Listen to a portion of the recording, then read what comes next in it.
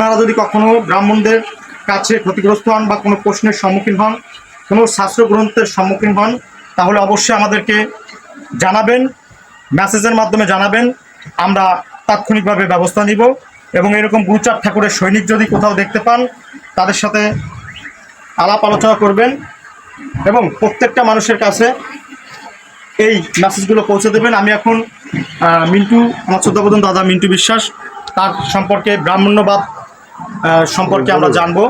যে অশোক বিশ্বাসের বাড়িতে আজকে আমরা এসেছি, কেন এসেছি, ব্রাহ্মণ্যবাদের সৃষ্টির কারণ কি, সে সম্পর্কে দাদার কাছ থেকে কিছু তথ্য জেনে, আমাদের সভাপতির কাছ থেকে দু একটা কথা শুনে আমরা আমাদের এই অনুষ্ঠানের বিরতি টানব। জয় হরিচাঁদ, জয় গুরুচাঁদ, জয় হরিবল।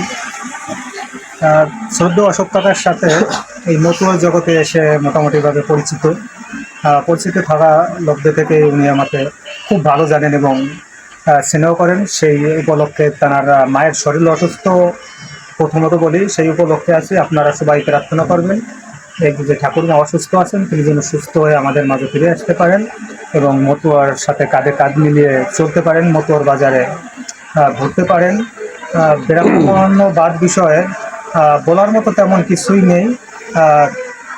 মনুবাদটা শুধু বাদ দিলেই ব্রাহ্মণ্যবাদ সব বাদ হয়ে যায়। শুধু একটাই মেসেজ, দ্বিতীয় কোনো মেসেজ দিচ্ছি না এই মুহূর্তে।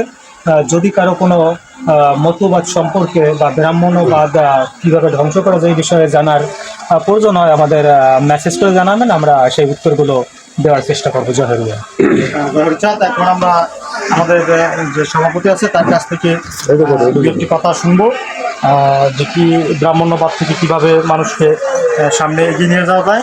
জয় হরিচাঁদ, চিন্ময়দার কাছ থেকে আমরা কিছু শুনবো। জয় হরিবল। প্রথমে বলতে আজকে আলোকসী গ্রামে আমরা ঠাকুরমাকে দেখতে এসেছি।